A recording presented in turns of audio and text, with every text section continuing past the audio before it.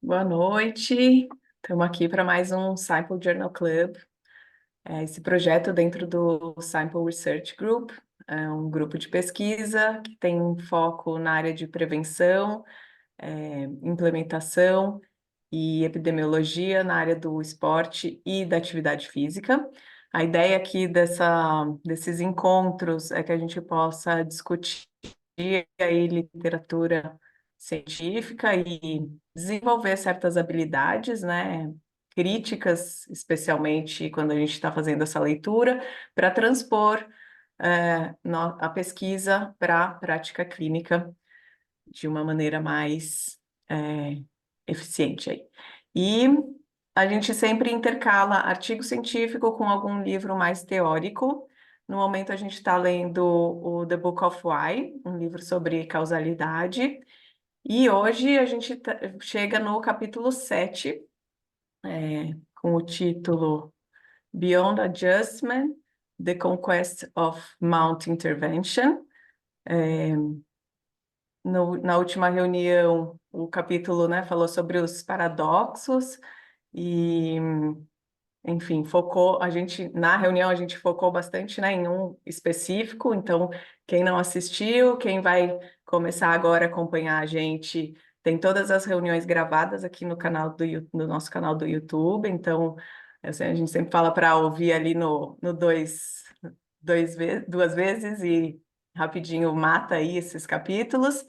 E claro, fazer a leitura do livro é bem legal, né? O livro ele vai ficando um pouco mais complexo, bem mais complexo. Então é legal assistir, depois revisitar o livro, já tem outro entendimento, assim. Hoje, particularmente, já dando a minha opinião, o negócio começou a ficar bem complexo para quem está aí na estatística básica, mas eu estou achando muito interessante ainda, assim, a maneira como o livro traz, o quanto é provocativo, assim, da gente querer entender um pouco mais e até voltar um pouco para conceitos mais básicos para entender o que ele está falando, né? Então, hoje, pelo que eu entendi, a gente começa a entrar mesmo na segunda fase ali, né? Que ele fala da escada, da causalidade, então, que a gente entraria no segundo degrau ali, né? Da intervenção ele traz formas, pelo que eu entendi, de como a gente vai trabalhar em estudos observacionais, né? Então, uma alternativa para os estudos, os ensaios controlados, randomizados, né? E agora eu vou passar a palavra para o nosso moderador, quando a gente faz capítulo de livro, quem modera a reunião é o Luiz Augusto. Fiquem à vontade aí para abrir o microfone e participar da reunião. A ideia é que seja uma troca, não uma aula exatamente. Claro que às vezes vira uma aula, mas a ideia não é essa. Bora lá, boa reunião. Bom, boa noite, pessoal. Esse é um capítulo, acho que bem mais denso, tanto em tamanho como em complexidade, né, como a Ana falou. Mas o ganho desse capítulo é que eu acho que é o primeiro capítulo que o negócio começa a se materializar um pouco mais, né? Então a gente vê como que isso funciona um pouco mais na prática, apesar de ser muito difícil de entender, não é nem um pouco fácil, né? Mas a gente vê em todos os outros capítulos discutindo vários conceitos relacionados à causalidade. Acho que vale a pena até retomar alguns dos conceitos, que querendo ou não a gente vem lendo o livro já há algum tempo, teve uma parada, um intervalo, e para esse capítulo em específico, quando eu estava lendo, eu senti falta de alguns conceitos que estavam lá atrás, né? Então vale a pena ter eles bem claro antes de começar a falar desse capítulo em si. Mas com certeza não é fácil e eu acho que esse é um livro que vale a pena ser lido novamente, né? Depois que terminar tudo, você começa ele do zero e provavelmente você vai ter uma visão totalmente diferente dos capítulos, né? Então, o foco desse capítulo, assim, resumidamente, pelo menos na minha percepção, qual que é? É você tentar, uma coisa que a gente já falou na última reunião, né? Mas tentar operacionalizar a maneira como a gente faz para testar, né, uma relação de causalidade dentro de um estudo que não é o estudo intervencional, né, um ensaio controlado e aleatorizado, que seria o padrão, pelo menos na nossa área, na área da saúde. Quando você fala de causalidade ou de testar causa e efeito, a gente fala do ensaio clínico. Mas existe uma outra abordagem, né?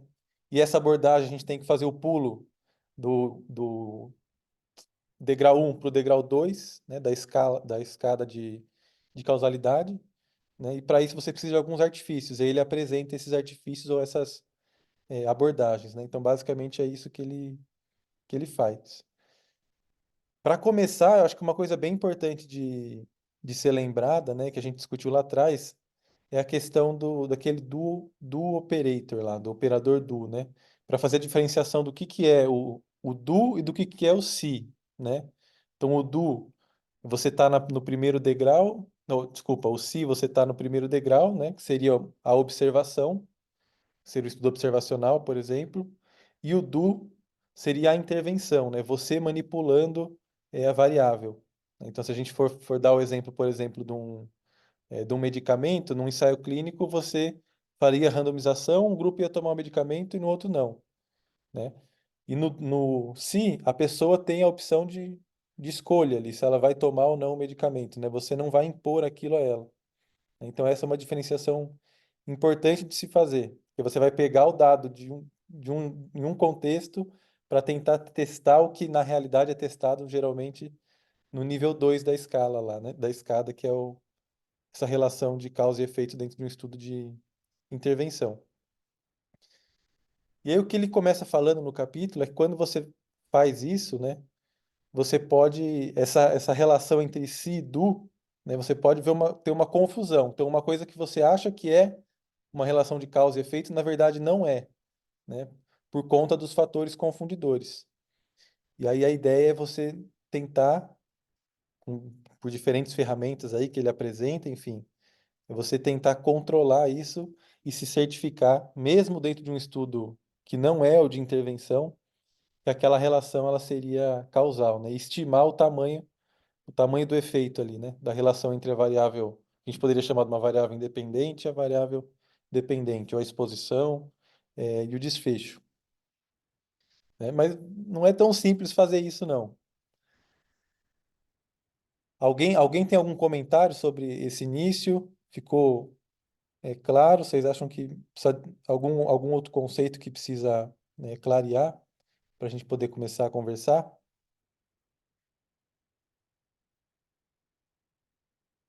Nada?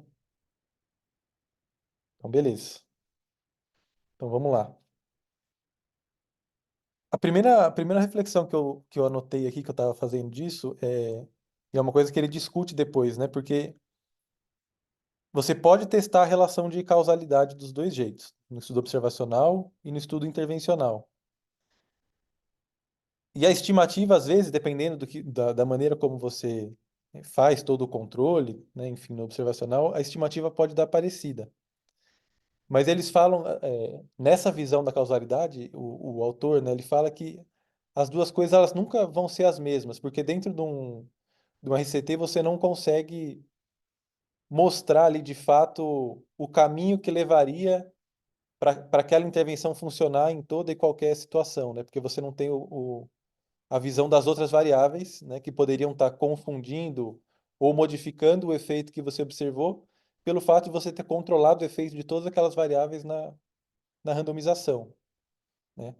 Então, numa visão de mundo real, entre aspas, né, uma visão de mundo real, seria importante você entender o efeito daquelas variáveis, não apenas controlar elas no ensaio clínico e ficar por isso mesmo.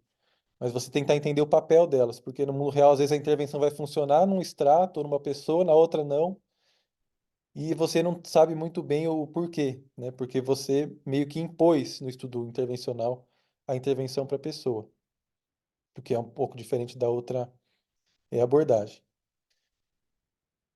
Mas a dificuldade é que nem sempre você consegue fazer esse controle, né? Esse controle das variáveis para você testar a relação de causa e efeito nos estudos observacionais. Na realidade, parece ser bem difícil fazer isso. E aí ele apresenta as diferentes ferramentas, né, para fazer e vai colocando, né? Eu não sei se vale a pena a gente discutir a fundo cada um das ferramentas, do critério backdoor, frontdoor, a variável instrumental, e depois ele propõe essa abordagem mais geral que é o do cálculos, né? Mas basicamente a ideia todas essas abordagens é você tentar, se a gente pegar o diagrama causal lá, você tem a variável que seria a exposição, você tem o desfecho, e tem outras variáveis em volta. A ideia é você se certificar de que você está bloqueando todos os caminhos, para o único caminho que sobra ali é o daquela relação que você quer estimar, né? O efeito da variável independente sobre a variável dependente.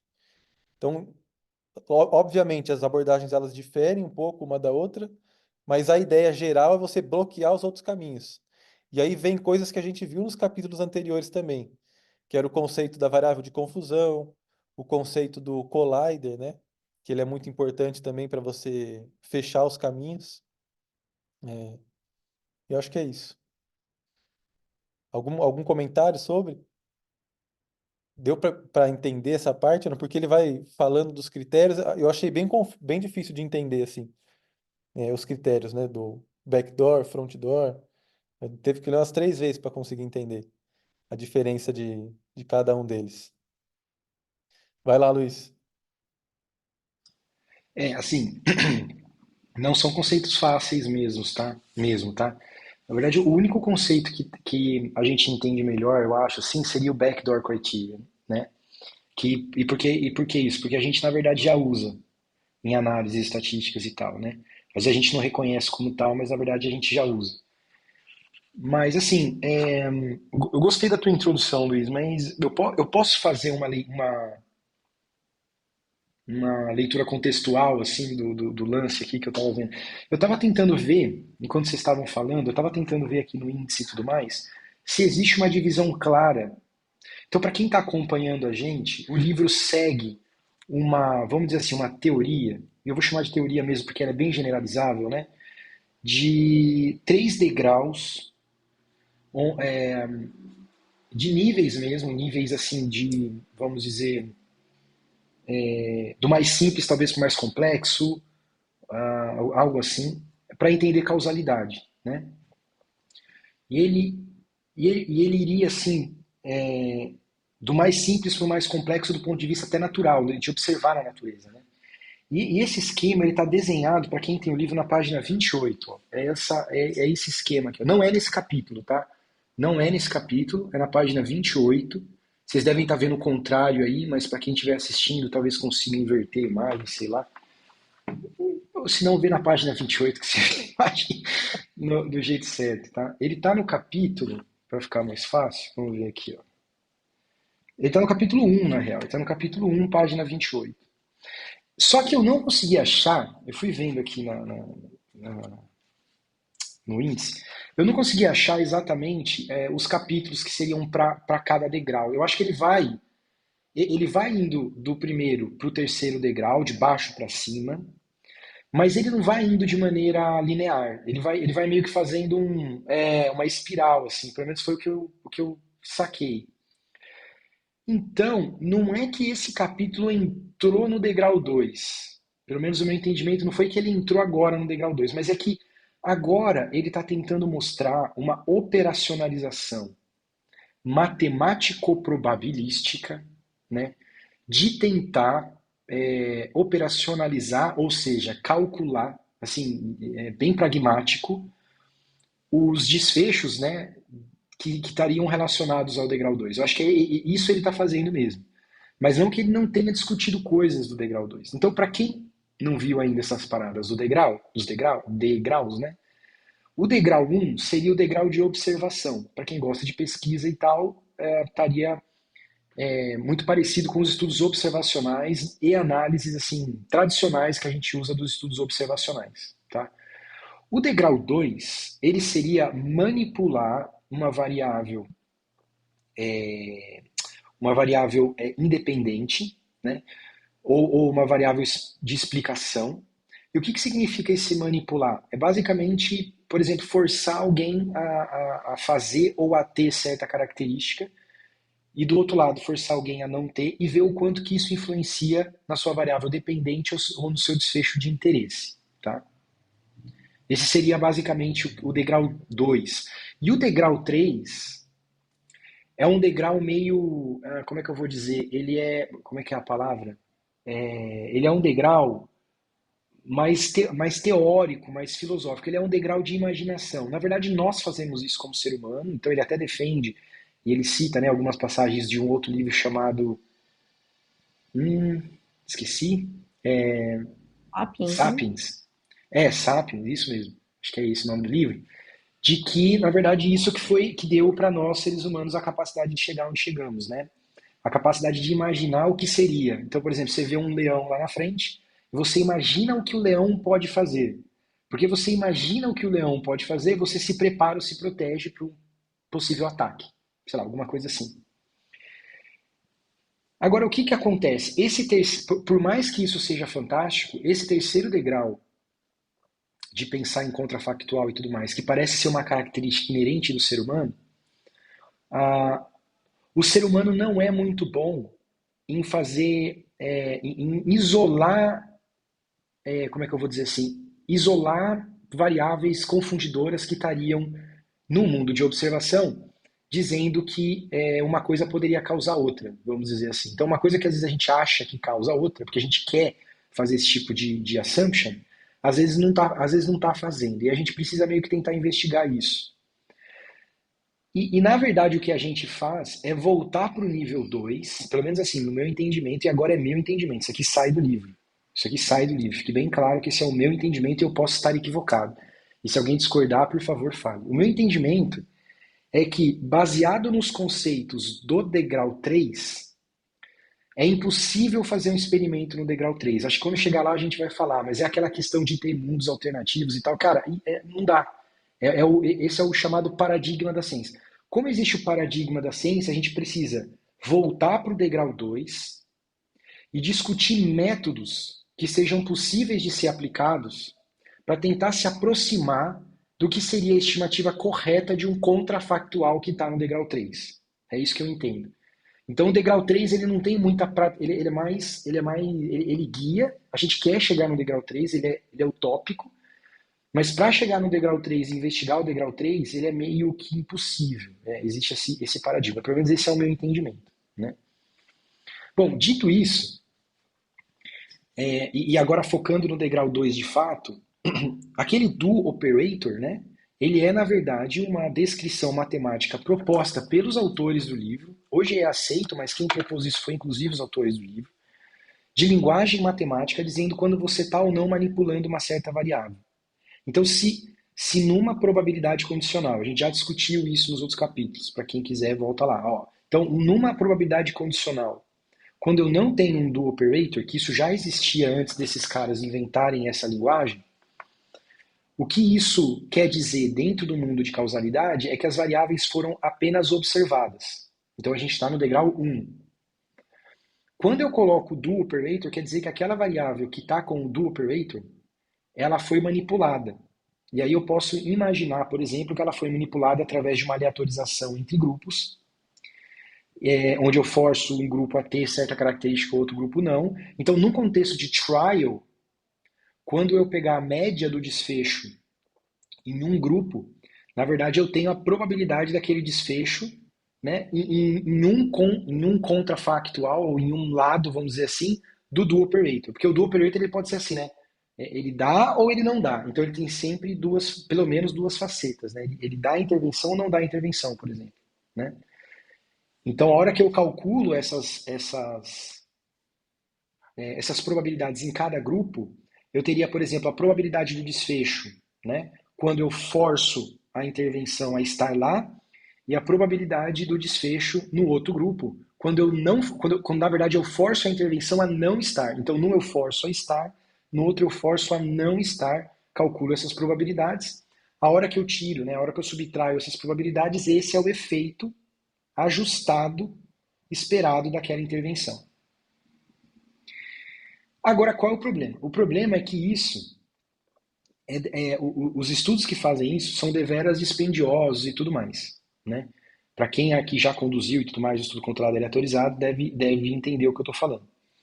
E além dele ser altamente custoso, difícil de conduzir, etc., ele acaba conseguindo isolar apenas uma variável de explicação e não outras. Então ele não é um método, ele é um método padrão ouro, mas se você for pensar assim, ele é um método pouco otimizado, porque você faz um puta trabalho, coleta dado pra caramba, mas para ver só uma linha naqueles modelos de causalidade que a gente também já mostrou no capítulo, para estudar só uma linha ali. É isso que ele faz. Então, se eu quero estudar outra linha, eu tenho que fazer outro trial, cara. Olha que loucura. Então, todas essas tentativas que ele mostra nesse capítulo, agora entrando nesse capítulo, né, são tentativas, na verdade, de chegar nesse efeito que o estudo controlado aleatorizado nos daria, e eu vou chamar aqui, pensando no mundo ideal, eu vou chamar esse efeito de efeito é, não, não enviesado. Existe um termo para não enviesado em português? Seria unbiased em inglês, né? Mas eu não sei se tem isso em português. Tem? Acho que o não enviesado tá. Não enviesado tá bom, né? Então, assim, não, então o resultado não enviesado, porque no estudo observacional, a gente já estudou isso nos outros capítulos, para quem quiser ver.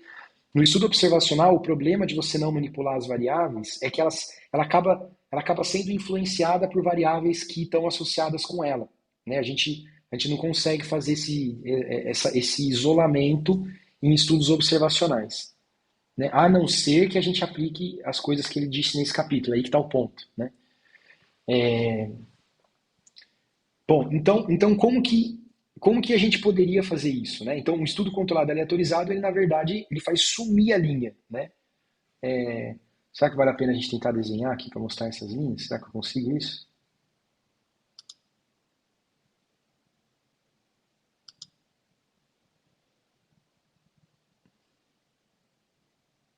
Vocês estão vendo tipo um board branco? Sim. Sim.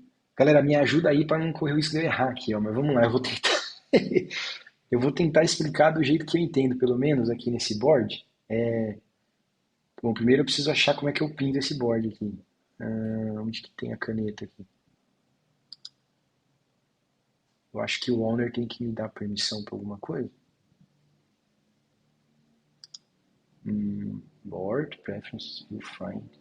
Alguém sabe como eu acho o negócio para pintar aqui? Putz, eu não tenho Mudou nem. alguma coisa aí? Eu não tô achando canetinhas assim para escrever, saca? Peraí. Pra mim aqui tá aparecendo o nome de todo mundo passeando aqui no O quadro. nome sim, mas sabe uma canetinha assim para escrever? Essa que eu não tô achando, sabe? Para poder escrever aqui. Eyes, page, mini. Que estranho. Um board branco pra gente só ficar olhando pro board branco não adianta muito, né? Como é que eu faço? Acho que não vai dar certo assim, gente. Simplesmente não tem.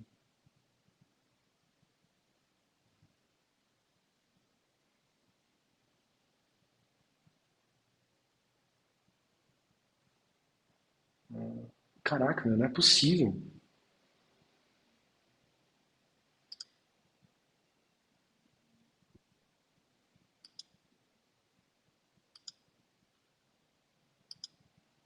Vou tentar de novo aqui, não é possível.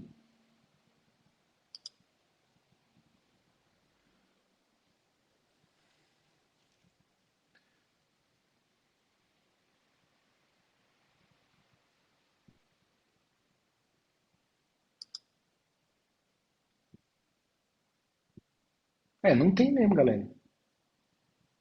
Alguém tá vendo isso aí? Assim, Eu acho de canetinha para escrever? Alguém vê isso aí? Ana achou. Só tá pro você, Ana. Não, o meu abre uma barra lateral. O seu não abre. Eu Vê se coloquei Não. você para consegue autorizar para ele. todo mundo Você pode. tem. Eu acho que você tem que autorizar pra gente aí Então, em mas algum lugar. eu autorizei. Você autorizou? Hum, Ah, teoricamente, sim. não, Não há nenhuma barrinha lateral para vocês? não. Ó, essa autorização tem que ser uma ação de fato. Tipo assim, É, tem algum lugarzinho que tem assim de settings e tal, você tem que clicar lá peraí. e fazer um allow ali. O meu não tem, porque como eu tô no teu, não aparece pra mim, mas e aí eu não lembro o nome, mas é uma das coisinhas que aparece embaixo, assim, que é de security, se eu não me engano. Você tem uma aba embaixo chamada security?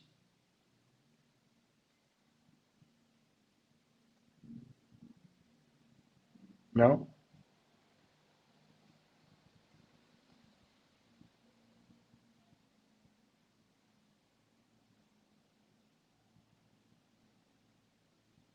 A Ana travou?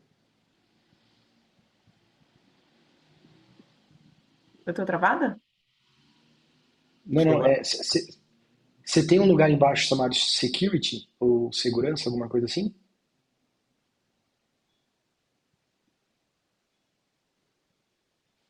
Ih, gente, acho que ela não tá me ouvindo. Bom, tá claro que isso aqui não vai dar certo, né? Então vamos sair fora. Então, tanto. Deixa eu ver.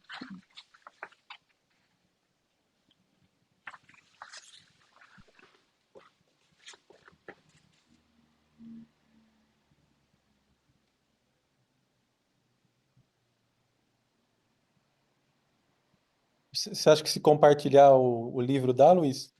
Com os diagramas? Sei lá. Bom, vamos ver, né? Então, mas na verdade o que eu tô querendo dizer é o seguinte, né? Se a gente pegar o diagrama aqui na página 229, por exemplo, né?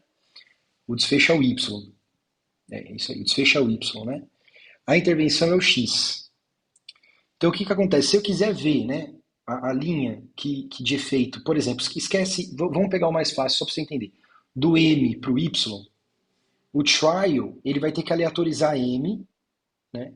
Então, o que o trial faria de maneira não estatística, de maneira by design, que a gente chama pelo design do estudo, é meio que um backdoor criteria, quer dizer que ele isola tudo que vem antes. Então, tudo isso que vem antes, ó, a influência de X em M e a influência de C em X e que poderia influenciar M, some. Então, é como se sobrasse só a linha do M para o Y. É isso que o trial faz. Né? Agora, se a gente quiser estudar, por exemplo, né, X em Y com essa variável aqui no meio, é o que a gente chama de mediação, que vai ter um capítulo aqui explicando o que é mediação mais para frente, então eu não vou ficar muito nisso, né? E se a gente tivesse o estudo observacional, possivelmente a gente teria essa variável C que influenciaria na associação entre ou X ou M em Y. E aí é que está o ponto, como é que a gente isola essas coisas, né? A gente já estudou um pouco dizendo que esse C é um troço chamado confundidor. A gente já estudou isso nos outros capítulos, né? E quando a gente ajusta, por exemplo, a gente faz uma análise de regressão e ajusta para um confundidor, basicamente o que a gente está fazendo é anulando o efeito desse confundidor na linha de efeito que a gente está estudando. Basicamente, isso é o backdoor criterion. Então, backdoor criterion a gente já faz quando a gente faz análise de regressão e tudo mais, que a gente coloca aquela variável, por exemplo, né, dentro da parte fixa do modelo. O que a gente está fazendo é ajustando para aquela variável, ou seja, a gente está, via estatística, a gente está anulando o efeito do confundidor na linha de associação que a gente está investigando. Basicamente é isso que a gente está fazendo. E o que ele faz então? Bom, quando eu ajusto para C nesse esquema, ajusto para C, quer dizer, é como se eu estivesse fazendo o seguinte, eu estou vendo a probabilidade, né, por exemplo, X está associado a Y para grupos diferentes de C. Então é como se eu quebrasse C em grupos diferentes, TC ou não TC, por exemplo, né? E eu calculo as probabilidades diferentes para cada grupo. Quando eu faço isso, eu tiro a influência da quantidade de ser C ou não ser C que existe no meu estudo. Né? Em outras palavras, eu tiro a influência de um possível desbalanço de C nos meus dados. Né? E por isso que a aleatorização também faz isso, porque a aleatorização ela tira o desbalanço possível. Então, por exemplo, eu quero fazer um estudo em pessoas Sei lá, eu quero ver uma associação e eu tenho um confundidor. O confundidor são pessoas que assistem televisão, assistiram ou não televisão. Se a gente for pegar no nosso meio, puta, eu vou ter que fazer imaginações agora, mas imagine que a maioria das pessoas tem televisão e assistem televisão em algum momento do dia. Na hora que você vai ver isso no observacional, você vai ter muitas pessoas no seu estudo que assistem televisão, porque a probabilidade de assistir televisão é alta, e poucas pessoas que não assistem televisão, porque a probabilidade de assistir televisão é baixa. Se eu fizer uma análise causal do meu desfecho com a minha variável de explicação, com este confundidor desbalanceado, ele também vai desbalancear aquela associação. Essa é a ideia. Então, para que eu faça um ajuste, eu preciso calcular essa associação no grupo que não assiste e ponderar isso pela probabilidade desse grupo. Então, é uma média ponderada, ou, em outras palavras, uma probabilidade condicional. Lembrando que a gente já viu isso nos capítulos anteriores. E a gente faz a mesma coisa no grupo que assiste TV. E agora a gente tem os dois índices separados. Né? Para a gente ver se aquilo é causa ou não, é só a gente fazer uma subtração desses dois, se a gente quiser investigar esse efeito. Então, basicamente, é isso que o trial, ele não vai ter isso, porque se eu quiser fazer um trial e aleatorizar as pessoas para quem assiste ou não, eu vou ter dois grupos de quase que a mesma pessoa nos dois, uma assiste TV e outra não assiste TV, 50% a 50%. Então, eu anulei o efeito desse desbalanço no meu desfecho. Né? Isso by design. O jeito que a gente fez de calcular as probabilidades condicionais, ele não é by design, ele é por estatística. E o que a gente fez, basicamente, foi fechar o caminho da porta de trás dessa associação. Por que porta de trás? Aqui é o desfecho. Se a gente for andar... Então o caminho da associação é esse. Por que ele chama backdoor? Porque eu acho C, né, eu elimino C pela porta de trás da associação. Ó. Esse daqui é o desfecho, esse daqui é a minha explicação. O que vem antes da explicação que está influenciando é C. Como ele vem antes, é como se eu estivesse olhando para trás, né? E é por isso que ele chama backdoor. Eu olho para a porta detrás dessa linha de associação e anulo tudo que vem antes dessa associação. Nesse caso é C. Poderia ter outras coisas aqui. Se tivesse outras coisas, a gente teria que anular para elas ou ajustar para elas também. Tá? E é isso que a gente chama de backdoor. Beleza? Tranquilo?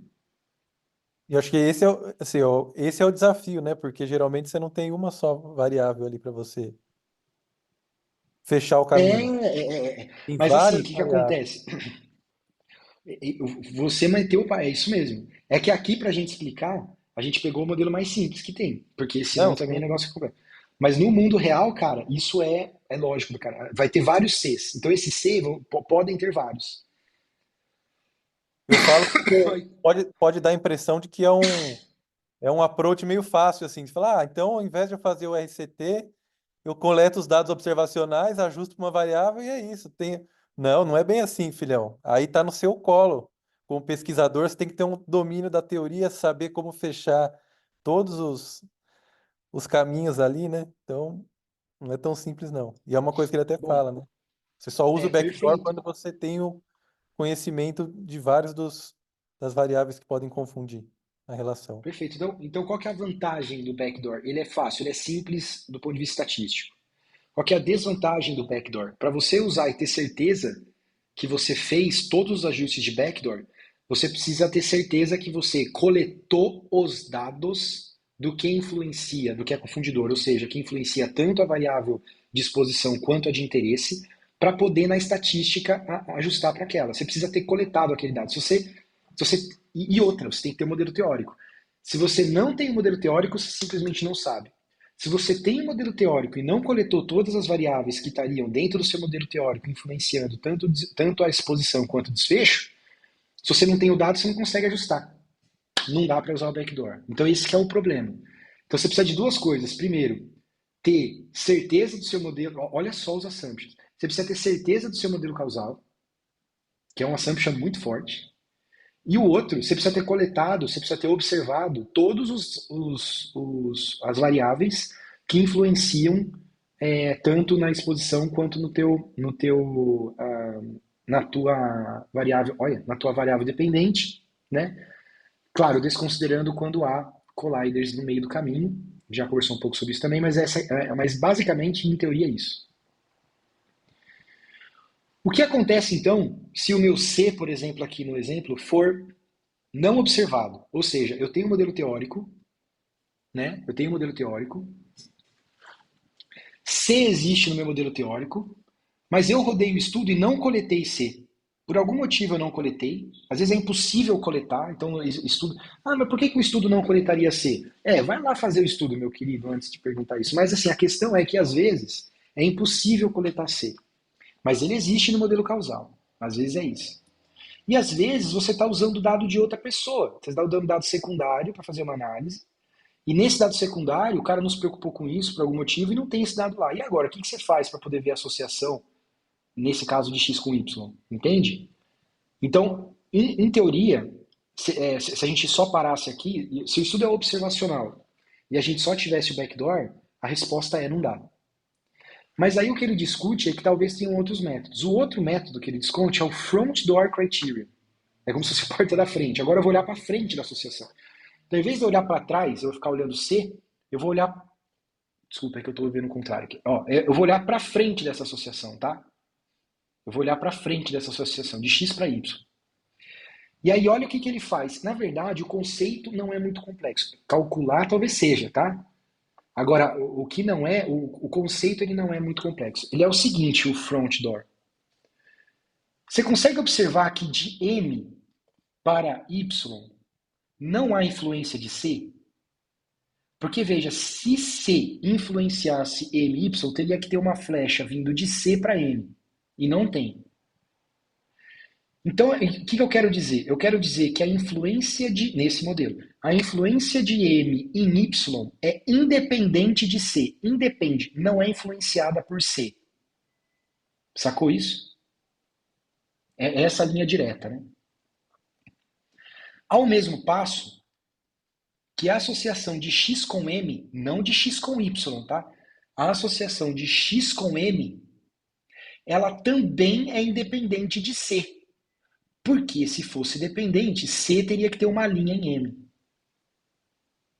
Ok? Porque lembra que a definição de confundidor é estar associado com a exposição e o desfecho. Ou seja, C é confundidor da associação de X com Y.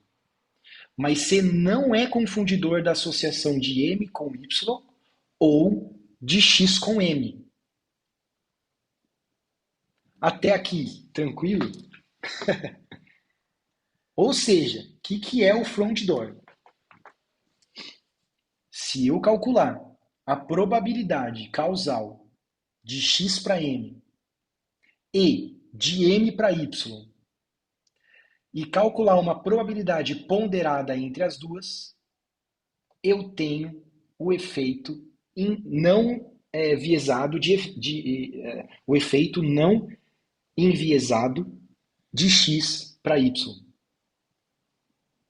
Sacou? Então é como se eu estivesse quebrando esses pequenos efeitos e calculando a probabilidade desses pequenos efeitos e depois eu combino todos eles com as leis da probabilidade. A hora que eu combino todos eles, então eu não calculei diretamente de um para outro, né? Eu fui calculando pedaços de probabilidade e depois eu juntei todas elas. A hora que eu juntei, né, que eu concatenei todas elas através de ponderações, de médias ponderadas, eu teria então um efeito de X em Y, não enviesado, sem ter precisado de um trial e sem ter precisado ajustar para C. Olha só a vantagem do front door. Front door eu não precisei observar C ou ajustar para C. Eu só precisei de dado de X, M e Y. E calculando esses pedaços de probabilidade, depois eu consegui calcular a probabilidade condicional ponderada para chegar no resultado de efeito. Beleza? Aí, ele segue adiante, né? Ele segue adiante. Porque aí ele diz o seguinte,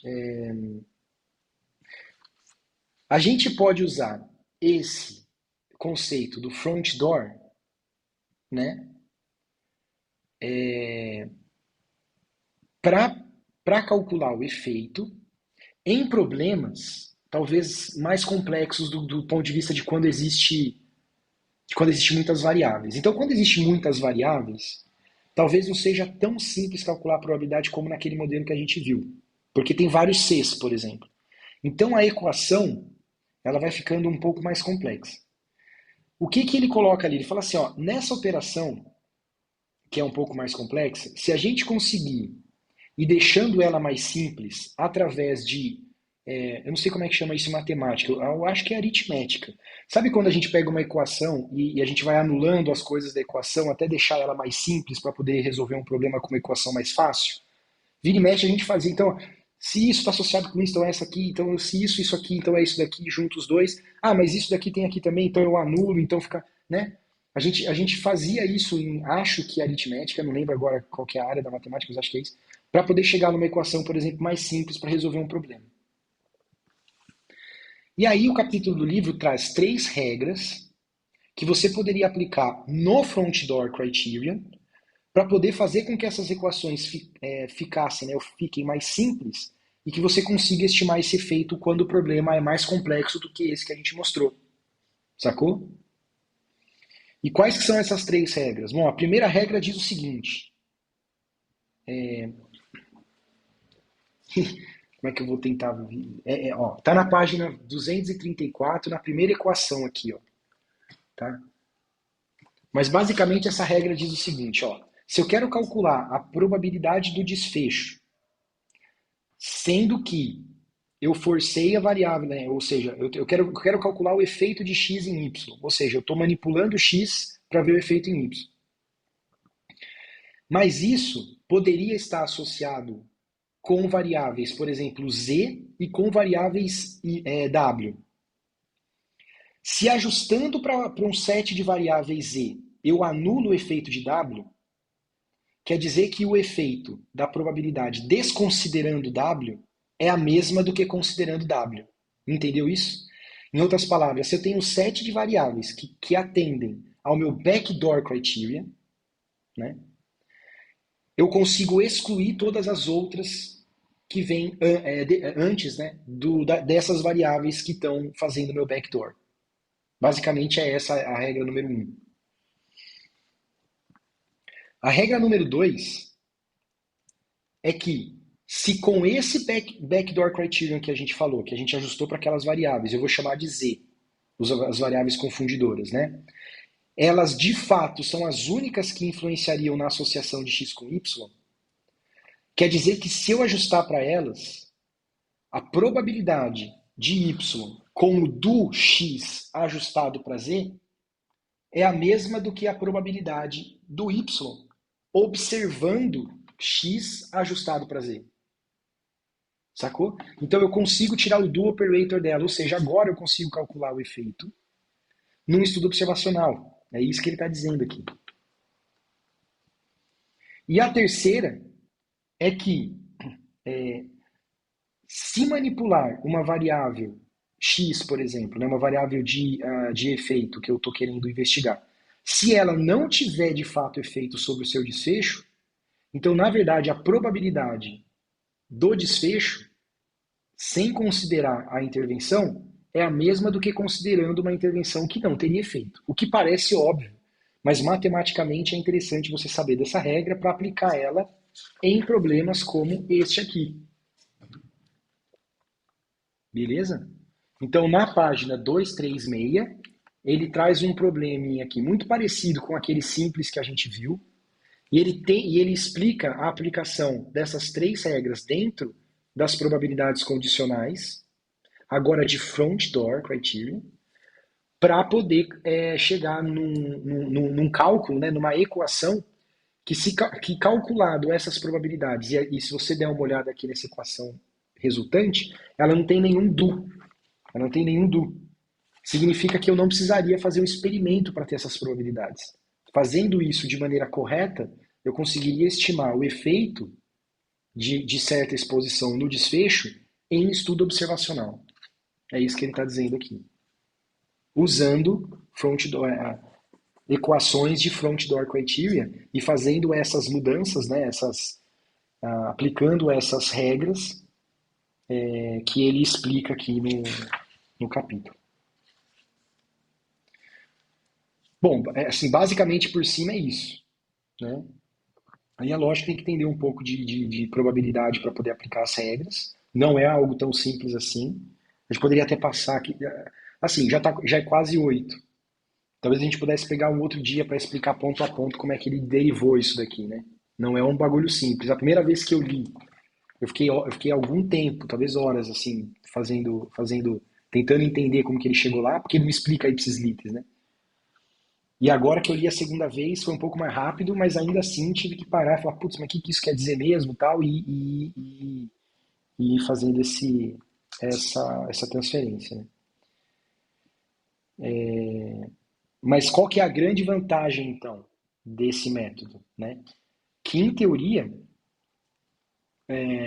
com qualquer nível de complexidade e entendendo bem os critérios de front door e também os de backdoor para poder explicar as regras, mas basicamente os de front door para escrever as equações, entendendo bem isso, daria para usar essas transformações para chegar numa equação simples, mais simples assim, aplicável, com os dados observados, sem precisar de intervenção e que lhe daria o efeito não enviesado de certa exposição no seu desfecho. O que seria revolucionário, ele até escreve em algum momento aqui, ele fala assim, ó, eu não ficaria surpreso se em algum ponto no futuro esse front door criteria ou do cálculos fosse utilizado ao invés de estudo controlado aleatorizado para calcular efeito. Porque talvez seria um modo talvez não tão dispendioso e acurado, não enviesado, para se conseguir chegar nesse efeito. Eu achei isso muito legal, né? Porque apesar de a gente defender isso do controlado aleatorizado, porque é o modelo padrão ouro, a gente sabe o quanto de trabalho dá e etc, né? Então talvez ir por essa linha possa ser uma alternativa interessante no futuro para estudo de causalidade. Ô, Luiz, tem um ponto acho que importante que ele fala, que é que se você usa esse método dele do cálculos e mesmo assim fica um gap, um caminho aberto, a única maneira de você conseguir testar a associação seria no ensaio clínico. Eu acho que, e aí, Entendi. se o ensaio clínico não for viável, aí o único jeito seria avançar a teoria e você conseguir identificar outras variáveis que podem fechar os caminhos para você poder testar depois a relação no observacional, né, entre aspas. Sim, então você tem que calcular essas probabilidades, mas tem que ter a certeza de que os caminhos foram todos fechados, né? Ou que não estão sendo influenciados por confundidores, né? Basicamente é isso que você está dizendo, não é? Sim, isso, é isso É. mesmo. Caso não dê, então, caso no seu modelo, mesmo calculando essas equações e tudo isso, né, não for possível fechar todas as portas, é isso que o Luiz está falando, o estudo controlado aleatorizado seria de fato a única forma de investigar, né, a não ser que outro método aí fosse desenvolvido até então. O que ele coloca, bom, enfim, é isso. Aí no final do capítulo aqui, ele coloca talvez mais uma coisa que seria interessante, que é a questão da variável instrumental. Mas eu acho que a variável instrumental ele deve abordar de novo quando ele falar de contrafactual, não tenho certeza. Aí não sei se a gente deixa isso para discutir um pouco mais para frente ou o que vocês acham? Podemos deixar. Eu acho que a gente pode deixar para quando estiver falando de contrafactual, mas de qualquer maneira, só para só para dar um glimpse, né, do que seria, variável instrumental, cara, nada mais é do que, imagina que você tem um estudo observacional e tem uma variável que você coletou, que você observou, que quando a sua variável de exposição, na qual você quer investigar se tem algum efeito no desfecho, né, quando a sua variável de exposição ela é associada a essa variável e essa variável é aleatória, o ajuste dessa variável para essa variável de distribuição aleatória do seu estudo faria com que a variável de interesse, de exposição, ajustada, se tornasse aleatória também. Entende? Então é como você ajustasse a probabilidade que não está balanceada da variável de exposição por uma variável que está balanceada. E quando você faz isso, você, por estatística, balanceia também a variável de interesse, de exposição, que antes não estava balanceada. E aí, com essa nova variável, chamada de variável instrumental, que nada mais é do que a probabilidade ponderada do indivíduo ter ou não a exposição de interesse, com essa variável que você veria a associação com o seu desfecho. Então, é um artefato estatístico com dado observado, né, do que você tem no seu banco de dados, para tentar balancear os grupos da variável exposição e tentar chegar próximo de uma variável, de um efeito não enviesado na hora que você calcular ele no seu estudo. Enfim, basicamente é isso. É como se fosse imitar o processo aleatório, mas não aleatorizando, fazendo de outra forma. Como? Utilizando probabilidade condicional em uma variável que no seu estudo teria distribuição aleatória. Basicamente isso. Mas aí talvez a gente aprofunda mais sobre esse aspecto quando for falar de contrafactual. Eu acredito que ele vai falar um pouco mais específico disso. Acho eu, quando ele falar de contrafactual. Beleza?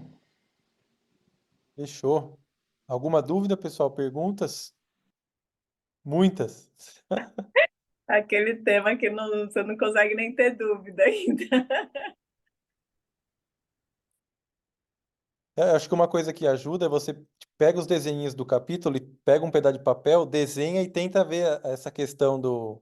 que ele vai falando dos caminhos, né? Ele escreve os caminhos e ele vai falando. Aí você consegue ver como essa questão de fechar os caminhos, a questão que o Luiz falou, né? De você fazer o cálculo indireto com base na ponderação das outras duas associações que você viu. Você consegue ir pegando isso. Eu acho que ajuda bastante a entender os critérios.